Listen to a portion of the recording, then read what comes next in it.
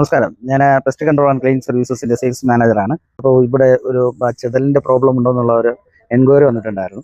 അങ്ങനെ അതൊന്ന് ഇൻസ്പെക്ട് ചെയ്യാൻ വേണ്ടി വന്നതാണ്. നമുക്ക് ഇതിന്റെ ഇൻഫെസ്റ്റേഷൻ എവിടെ നിന്നാണ് സ്റ്റാർട്ട് ചെയ്തിട്ടുള്ളതെന്ന് നമുക്കൊന്ന് നോക്കിയിട്ട് വരാം.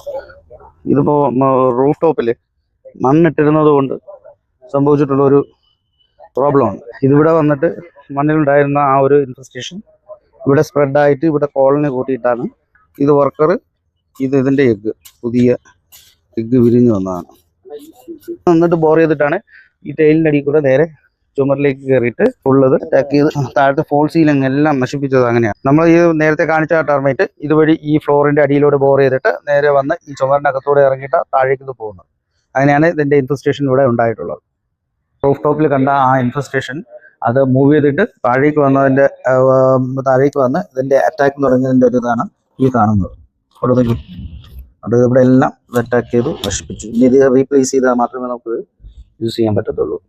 വർക്ക് ഇൻസ്പെക്ഷൻ കഴിഞ്ഞു. ഇന്നിപ്പോൾ വർക്ക് ആരംഭിച്ചിരിക്കുകയാണ്. ചെയ്യുന്ന പ്രൊസീജിയറാണ് ഇതിലേക്ക് നമുക്ക് കാണിക്കാൻ പോകുന്നത്. ആദ്യം ഡ്രില്ല് ചെയ്യുന്നു.